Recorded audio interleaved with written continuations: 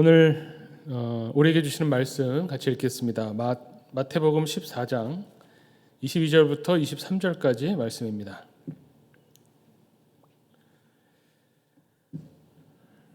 예수께서 즉시 제자들을 재촉하사 자기가 무리를 보내는 동안에 배를 타고 앞서 건너편으로 가게 하시고 무리를 보내신 후에 기도하러 따로 산에 올라가시니라.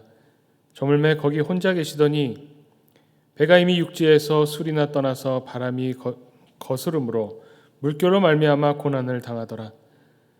밤 사경에 예수께서 바다 위로 걸어서 제자들에게 오시니 제자들이 그가 바다 위로 걸어오심을 보고 놀라 유령이라 하며 무서워하여 소리 지르거늘 예수께서 즉시 이르시되 안심하라 나니 두려워하지 말라.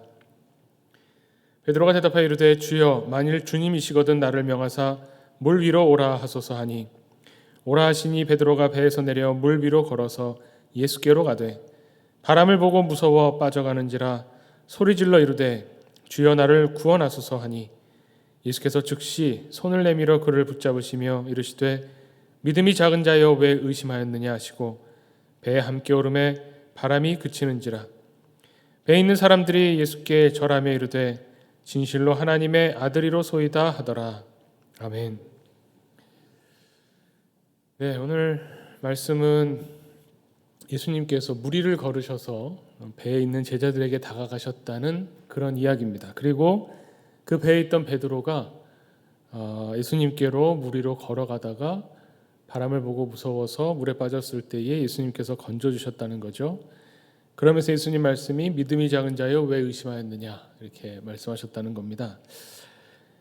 오늘 말씀은 그래서 결국 믿음에 관한 이야기입니다. 무서워하고 두려워하고 이 베드로의 모습을 보면서 베드로가 참 믿음이 적구나라고 생각을 한다면 그냥 성경을 이렇게 책으로 읽는 거고요. 이 말씀이 우리에게 주시는 말씀, 나에게 주시는 말씀으로 들려진다면 베드로의 모습이 나의 모습이구나 하고 생각하게 됩니다. 이 바람을 보고 무서워해서 몸이 빠져들어갈 때 우리가 소리 질러서 나를 구원해 달라고 주님께 기도하는 거죠. 수예배에 나오는 또 이유 중에 하나가 하나님을 예배하지만 또 예배하면서 또 기도하기 위해서 모입니다. 우리가 두려워하는 것, 무서워하는 것이 있어서 그것을 보고 우리를 구해달라고 주님께 소리 지르는 것이 어떻게 보면 기도고, 오늘 말씀을 통해서 크게 위안을 받는 것은 뭐냐면 31절 말씀에 보면 예수께서 즉시 손을 내밀어서 건져주셨다는 겁니다. 우리가 기도할 때에 주님이 즉시 손을 내밀어서 건져주시는 또 그런 은혜가 있기 때문에 우리가 또 이 자리에 나오는 거죠. 그런데 이 일들을, 그래서 베드로가 참 믿음이 적다라고 생각하기에 앞서 내 모습이라면 내가 참 믿음이 부족하다라는 생각을 하게 되고, 그렇다면 믿음이 뭔가? 믿음이 있다면 예수님 말씀하시는 것처럼 두려워하지 않고 무서워하지 않게 되는 것인가? 이런 생각을 해보게 되는 겁니다. 이 무서워하는 것, 바람을 보고 무서워했다. 그리고 그 제자들이 예수님을 보고 놀라서 유령인 줄 알고 무서워했다. 이런 것들을 보면 우리가 어떤 낯선 것을 보고 어떤 것을 볼 때에 두려움에 사로잡히는 것, 무서워하는 것, 이런 모습이 어떻게 보면 우리의 모습입니다. 근데 이것은 굉장히 자연스럽습니다. 그래서 예수님께서 두려워하지 말라라고 말씀하셨다고 해서 두려워하면 믿음이 없는 것이구나, 무서워하지 말아야지, 두려워하지 말자라고 생각하고 행동하려고 해도 잘 되지 않습니다. 이 두려움이라고 하는 것에 대해서 지금 굉장히 여러 가지 연구나 우리가 알고 있는, 상식적으로도 알고 있는 것들이 과거에 비하면 굉장히 많아졌습니다. 예전에는 예수님을 보고 유령인 줄 알고 무서워했다. 예전에는 이해할 수 없는 것들을 보면 유령이다, 귀신이다 하면서 무서워했던 거죠. 근데 지금은 그 두려움에 대해서도 많이 사람들이 찾아내고 연구하고 생각했습니다. 이 두려움이라고 하는 것의 어떤 그런 근본적인 게 사실은 유전자에 있다라는 것도 요즘은 상식적이 됐죠. 최근에 아마 30주년 또 뭐 개정판이 나온 것 같은데, 뭐 이기적인 유전자, 뭐 오래된 책이죠. 이런 책들 보면 유전자를 통해서 우리가 이해하지 못하고 내 행동에 대해서 내가 이해하지 못했던 부분들에 대해서 사람들의 어떤 반응에 대해서 많은 부분들을 또 이해하게 됩니다. 예를 들면 그런 겁니다. 두려움이라고 하는 것은 어떤 위협이 될 만한 특정 대상을 보면 나도 모르게 갖게 되는 어떤 감정이나 상태를 말하는 거죠. 근데 만약에 이 두려움이 없다면 어떻게 될까라고 생각을 해보면, 예를 들어서 어떤 맹수를 만났을 때, 호랑이를 만났을 때 전혀 두려워하지 않고 고양이 만나듯이 이렇게 뚜벅뚜벅 걸어가면 죽겠죠. 유전자에는 그런 사람은 뭐 죽었으니까 없고, 그런 어떤 맹수를 보면 두려운 마음을 갖고 다가가지 않고 피하거나 도망가거나, 이런 유전자가 계속 복제하면서 전해져서 교육받지 않아도 어떤 그 미지의 알지 못하는 어떤 대상을 만났을 때 두려움을 갖게 하는 것이 생존에 더 유리하다는 겁니다. 그런 식으로 설명을 하면 우리가 어떤 그 대상을 보고 두려워하는 것이 이해가 되고 어떻게 보면 당연하게 생각이 됩니다. 그래서 그 유전자, 그렇지만 또 유전자를 뭐 사람을 조종하는 어떤 것이라고 생각할 필요는 없는데요. 그런 설명을 하더라고요. 그 유전자에 대해 설명해 주는 교수님이 이야기하는 거 들어보면 우리가 무대 공포증, 무대 울렁증 이런 것들이 있는데, 이것도 어떻게 보면 유전자에 그 새겨져 있다라는 겁니다. 제가 실제로 목회하다가 이제 어떤 권사님, 시무 권사님이 되셔서 너무나 당연하게 이제 전에 목회할 때 그 대표 기도를 부탁을 드렸습니다. 근데 본인은 절대 못한다고. 사람들 앞에 나가서 서는 것 자체가 정말로 심장이 떨리고 기절할 것 같다. 정말로 기절하실지도 모르겠더라고요. 제가 보니까. 그거는 정말 특수한 상황에서 제가 이 대표 기도에서 열애를 시켜드렸는데, 실제로 정말 그런 사람들이 있습니다. 뭐 모르는 사람도 아니겠지. 어쨌든 대중이라고 하는 많은 사람들 앞에 섰을 때에 도저히 그 정상적인 이 몸이 상태가 아닌 겁니다. 왜 그런가 봤더니 유전자는 이제 그 정말 오랜 시간이 필요하죠. 과거에는 이 어떤 가족이나 친숙한 사람들 몇몇 외에 낯선 많은 사람들에 둘러싸여 있을 상황이라는 것이 어떤 상황이겠습니까? 외부의 적이 쳐들어왔을 때. 그때는 전혀 안전한 상황이 아닌 겁니다. 그런 어떤 모르는 많은 사람들 앞에 서게 되면 떨리고 두렵고 가만히 있게 되는, 모르는 사람이 막 몰려오는데 아무렇지도 않게 거기 앞으로 걸어 다니면 죽겠죠. 그러니까 생존을 위해서 어떤 그런 예상되는 위험 상황을 피하려고 하는 그런 그 유전자의 작용들이 있는 겁니다. 우리가 알건 모르건 의식하건 안 하건. 그런데 그렇다고 해서 유전자가 그런 두려움을 통해서 우리를 생존케 하니 많은 사람 앞에 그럼 서지 말아야겠다. 많은 사람 앞에 설수록 두려움을 갖는 어떤 생존에 유리한 유전자를 갖고 있는 사람들은 그럼 많은 사람들 앞에서 연설을 못하느냐? 그럴 수 없습니다.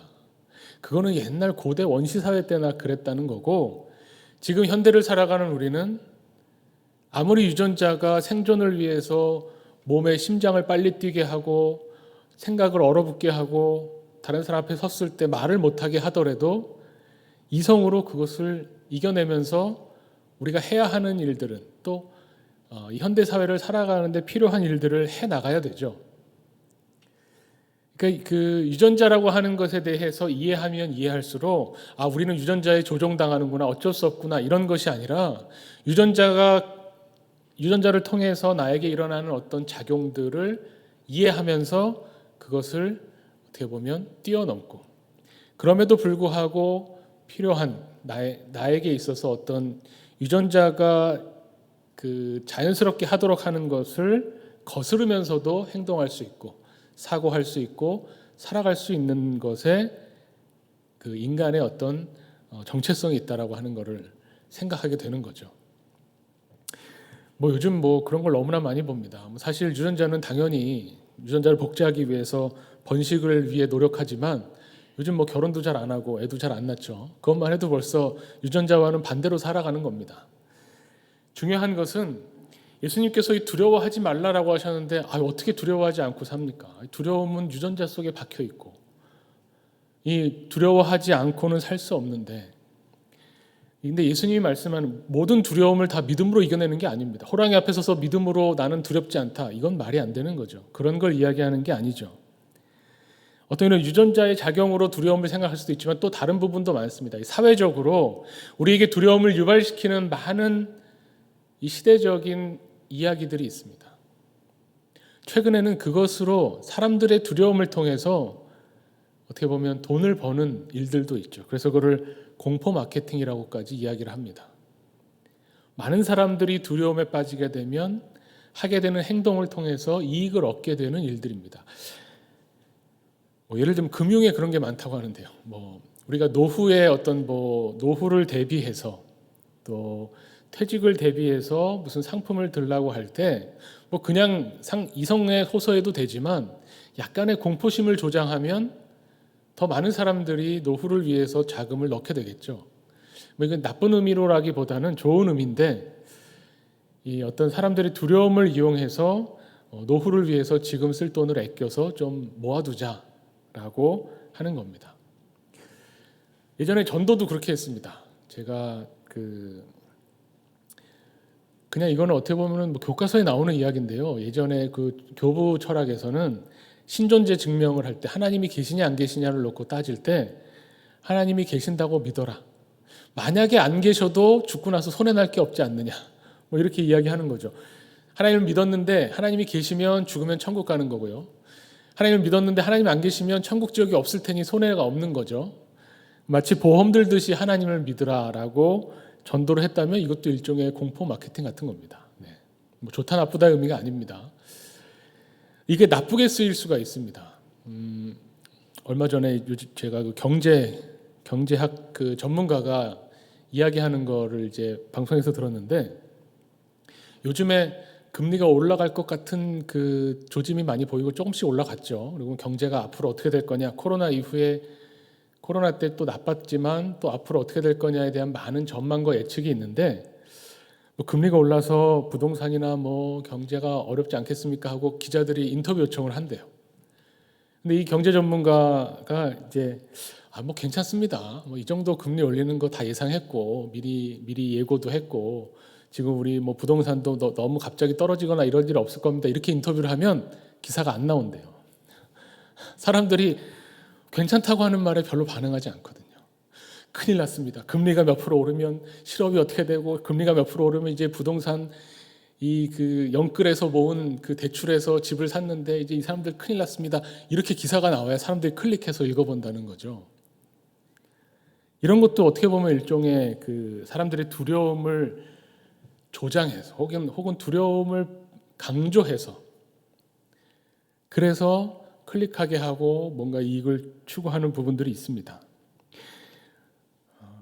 그렇지 않아도 두려움이라는 게 우리에게는 살아가면서 겪을 수밖에 없는 일인데 지금은 두려움을 더 극대화시키는 많은 이 시대에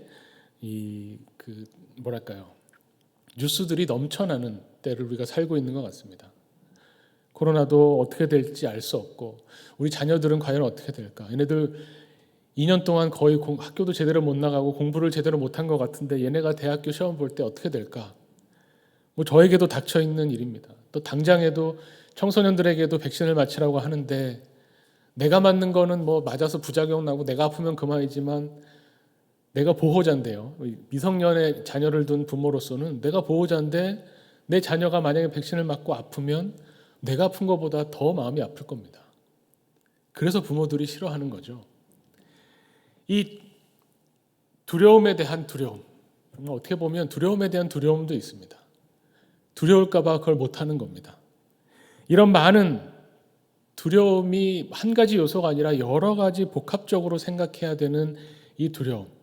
그리고 이 두려움을 어떻게 보면 극복하기 위해서 살아가는데 필요해서 어쩔 수 없는 것들 외에 사실은 그 두려움 때문에 우리가 어떻게 볼까요? 복된 삶을 누리지 못하게 하는 이 두려움. 두려움을 무서워하게 하는 그 무서움. 이런 것들을 놓고 볼 때 성경이 이야기해 주는 이야기는 뭐냐면 믿음을 통해서 두려움에 대해서 어떻게 두려워하지 않을 수 있는가? 그것은 믿음에 관한 문제다라는 것이 오늘 이야기의 어떻게 보면 주제라는 겁니다. 어떻게 베드로가 무리를 걸었을까? 어떻게 무리를 걷다가 빠졌을까? 예수님이 어떻게 무리를 걸어오신 이게 말이 되는 기적인가? 이런 걸 다 떠나서 이 이야기가 들려주고 있는 것은 우리에게 믿음이 뭐다라고 하는 것. 예수님이 우리에게 가르쳐 주시고자 하는 믿음이라는 것은 이런 것이다라는 것을 말해주는 이야기인 겁니다. 두려움을 물리치는 방법이 바로 여기 있다는 거죠. 베드로가 바람을 보고, 사실 바람은 보이지도 않는데 바람 때문에 일어나는 작용인 물결이 치는 걸 보고 내가 지금 어디에 서 있는 거지? 물결 한가운데 있구나라고 이 공포, 두려움에 사로잡히면서 몸이 빠져들어가는 연쇄작용 속에서 예수님이 건져주시죠. 이런 두려움에서 헤어나와서 두려워할 필요가 없는 것을 두려워하지 않으면서 살아갈 수 있는 방법은 믿음이라는 겁니다. 근데 우리는 이 믿음이라는 것을 베드로가 예수님이 있는데 왜 무서워해? 예수님이 있는데. 예수님이 옆에 계시고 예수님이 오라 하셔서 주님이 오라고 하시면 내가 여기 나도 주님처럼 무리를 갈 수 있을 것 같습니다. 예수님이 하신 것처럼 나도 할 수 있을 것 같습니다. 라고 해서 갔는데 거기서 무서워하는 마음이 들어서 여기서 표현에 의하면 믿음이 약해져서 빠져들게 될 때 그러면 안 되지. 굳게 믿어야지. 예수님을 굳게 믿어야지라고 생각을 한다면 베드로에게 믿음이 약해진 것에 대한 책임이 있다고 생각한다면 여전히 믿음을 어떤 개인적인 것으로 생각하는 겁니다. 우리는 보통 믿음이라고 할 때 자꾸 생각하는 게 우리 신념하고 굉장히 섞어서 생각하죠. 믿음이 훌륭하다. 이 사람 믿음이 강하다. 믿음이 굳세다. 믿음이 약하다. 내가 믿음이 없어졌나 보다. 이런 모든 생각들이 믿음을 어떤 개인적인 신념과 연관시켜서 생각하게 될 때 나오는 표현들입니다. 믿음이라는 것은 내가 굳건하게 힘있게 세게 예수님을 믿고 의지하면 그게 나의 강한 믿음일 것이다 라고 생각한다는 거죠. 그런데 성경이 말해주는 믿음은 정말 그런 게 아닙니다. 복음서에 등장하는 많은 이야기 중에 개인의 신념, 믿음을 개인의 신념의 관점에서 바라봤을 때 도저히 이해되지 않는 말씀이 정말 많이 나오는데 그게 뭐냐면 예수님 말씀하시죠. 내 믿음이 너를 구원하였다. 내 믿음이라는 게 마치 그 사람에게 속해 있는 어떤 신념과 연관되는 어떤 것이라고 생각하면 예수님을 그날 처음 본 사람한테도 예수님이 그렇게 말씀하시잖아요.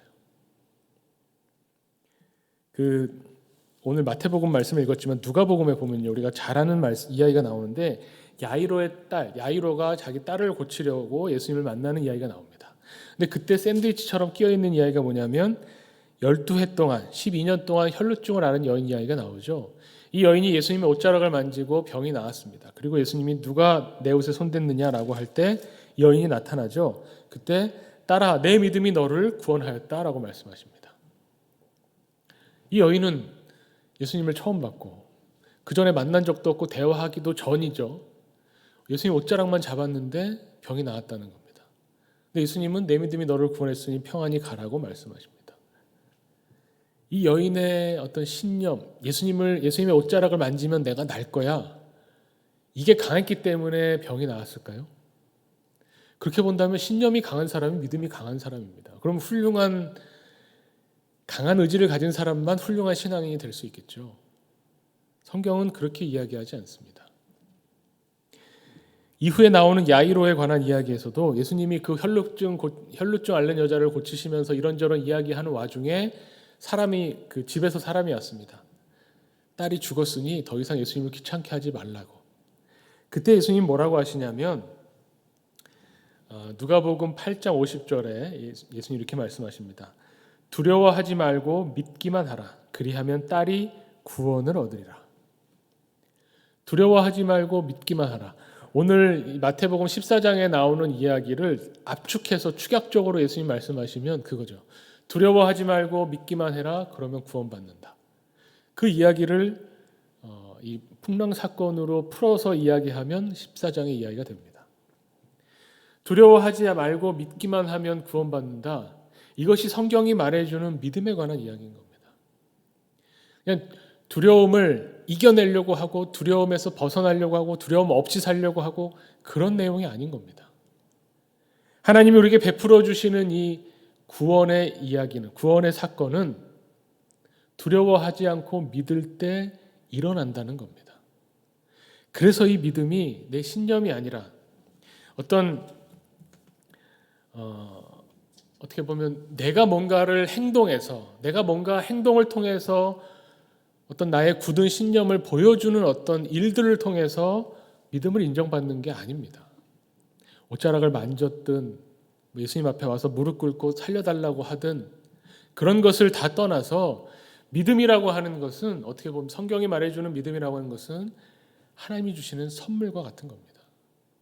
성령으로 우리에게 주시는 선물이 믿음이라는 겁니다.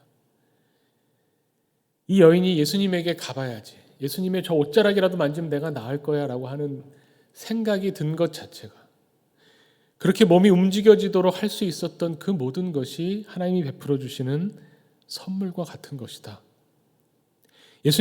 예수님께서는 그래서 그것을 너의 믿음이 너를 구원하였다고 표현하시는 거죠. 아니, 그럼 믿음이 선물이면 내가, 저 사람은 왜 믿음을 못 받고 나는 믿음을 받습니까? 모르겠습니다. 이 믿음은 그렇게 따지는 문제가 아닙니다. 오히려 믿음이라고 하는 것은 하나님이 우리에게 베풀어 주시는 은혜인데, 선물인데, 이 믿음을 통해서 예수 그리스도를 만나는 이 사건, 이 신앙 사건이 일어났을 때 그때 우리가 하나님이 베풀어 주시는 구원을 경험하게 된다는 겁니다. 참 알쏭달쏭하죠. 아니, 그럼 믿음을 통해서 병이 낫고 병이 구원을 얻었다는 건데, 믿음이 내 신념이나 내가 뭔가 결단하는 행동이 아니라면, 그냥 주어지는 선물이라면 그거는 이해가 안 된다. 이거는 어떤 다른 차원, 관계의 차원과 존재의 차원으로 생각해서 접근해 봐야 됩니다. 우리가 예수님을 그리스도로 믿는다. 사실 믿음이라고 하는 건 뭘 믿느냐? 예수가 그리스도라는 것을 믿는 거죠. 하나님이 나를 사랑하신다는 것을 믿는 것이고, 하나님이 나를 사랑하셔서 예수를 보내주셨고 그 예수를 통해서 나를 구원하시기를 원한다는 것을 믿는 겁니다. 이것은 내가 믿는 것이 아니라 하나님이 베풀어 주시는데, 왜냐하면 이 믿음이 우리에게로 올 때 우리가 변화되거든요. 행동이 변한다는 게 아닙니다. 우리의 존재가 변화되는 겁니다. 요한복음은 그것을 이렇게 표현합니다. 영접하는 자, 곧 그 이름을 믿는 자들에게는 하나님의 자녀가 되는 권세를 주셨습니다. 믿음은 여기에 있는 겁니다. 예수를 그리스도라고 믿는 사람은 하나님의 자녀가 된다라는 거죠. 존재가 변한다는 겁니다. 하나님의 원수, 하나님을 거스르는 자, 하나님과는 도저히 함께 할 수 없는, 잠깐이라도 하나님 앞에 서게 되면 죽을 수밖에 없는 죄인이 하나님의 자녀가 된다는 겁니다. 그것이 믿음입니다. 단순히 그냥 두려움을 없애려고 내가 믿으면 두려움이 없어지겠지, 그런 차원의 문제가 아니라 예수님이 보여주시고 가르쳐 주시는 나다, 두려워하지 말아라. 두려워하지 말고 믿기만 하면 하나님이 구원을 베풀어 주신다라고 하는 이 말씀 속에 들어있는 이 믿음은 우리의 존재를 완전히 바꿔주는 차원의 이야기라는 겁니다. 그 소식이 우리에게 들려오는 것이 바로 복음인 거죠. 이 복음을 들은 사람은 예수 그리스도를 만나고 예수 그리스도를 믿게 되는, 하나님의 선물을 받고 예수님을 믿음으로 하나님의 자녀가 되는, 존재가 바뀌어서 이제 더 이상 과거에 두려워하던 것을 더 이상 두려워할 필요가 없는 그런 존재로 바뀌게 된다는 겁니다. 이렇게 접근해, 이해가 되든 안 되든 접근을 이렇게 해야지 개인의 어떤 행동, 신념, 이런 차원으로는 도저히 설명이 안 됩니다. 오늘 베드로가 겪었던 이 차원도 어떻게 보면 예수님과 만나서 처음에는 예수님인지 아닌지 알 수 없었던 그때부터 예수님, 나도 예수님처럼 따라가고 싶습니다라고 예수님께 요청해서 따라가다가 고난을 당하고 어려움을 당해서 물에 빠져갈 때 구해달라고 소리 지르고 부르짖을 때에 주님이 건져주시는 이 경험, 이 경험을 계속 인생 가운데서 매일매일 경험하면서 살아가는 겁니다. 그게 제자의 삶이라고 할 수 있는 거죠. 제자라는 것은 뭐냐면 예수님이 행하셨던 일들을 다시 재현하는 사람들이잖아요. 세상에 예수님은 이런 분이다라는 것을 보여주는 사람들입니다. 그렇다면 예수님을 따라가려고 예수님이 하셨던 일처럼 하나님의 뜻에 순종하면서 하나님 원하시는 뜻을 이루어드리려고 애쓰며 살아가다가 고난을 당하고 어려움을 겪고 핍박을 당할 때에 또 예수님께 소리 지르는 사람들입니다. 주님 살려주십시오. 구원해 주십시오. 그럴 때 즉시로 예수님께서 손을 내밀어 우리를 구원해 주시는 그 경험, 그 체험을 생활 속에서 매일매일 겪어가면서 그 구원의 체험을 다시 또 세상에 증언하는 거죠. 그런 증언자로 선다는 것, 하나님의 자녀가 된다는 것, 이것이 바로 믿음의 차원의 이야기라는 겁니다. 그렇게 되면 더 이상 우리가 그리스도인이 된다고 하는 것이 그냥 뭔가 힘이 없고 나약하고 강하게 하나님이 우리를 구해주시지 않는다고 제가 말씀을 드렸었는데 그것이 결코 힘이 없어서가 아니라는 겁니다. 믿음에는 능력이 있고 복음에는 능력이 있고 우리를 일으키시고 다시 일으켜서 이 세상에 우뚝 세워주시는 하나님의 능력이 그 안에 포함되어 있는 겁니다. 그렇지만 세상과는 다른 방식으로 힘이 작동하는 거죠.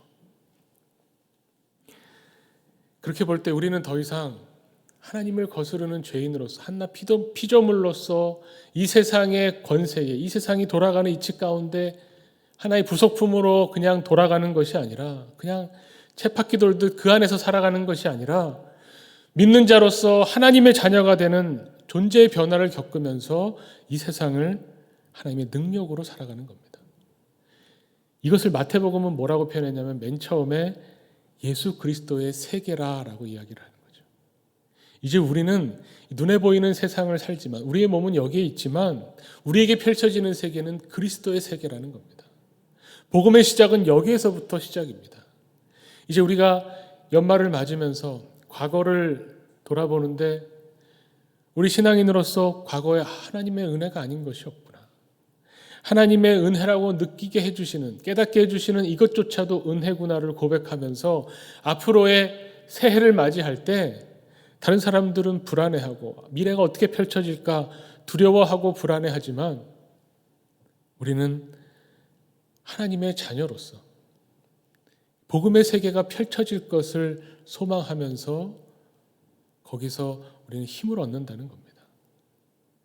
신앙인으로서 무기력하지 않고 힘이 없지 않고 오히려 우리는 예수 그리스도에게 기도할 수 있는 사람들로서 소리질러 구원해달라고 하나님께 기도할 때에 하나님 베풀어 주시는 구원을 경험하면서 즉시로 손을 내면서 우리를 끄집어 올리시는 예수 그리스도의 그 구원을 우리가 오늘도 체험하면서 그러면서 복음의 세계를 기대하는 거죠. 2022년 참 2022 바라보면서 또 새해에는 어떤 일들이 펼쳐질까 기대가 됩니다. 구원받은 자로 하나님을 믿는 자로 예수 그리스도의 제자가 된 사람들로 하나님이 베풀어 주실 그 은혜의 길을 걸어가기 위해서 우리가 이렇게 모여서 믿음으로 하나님 앞에 기도하는 줄로 소원합니다. 우리 오늘도 이 시간에 함께 하나님 앞에 간구하며 기도의 시간을 갖기를 원합니다.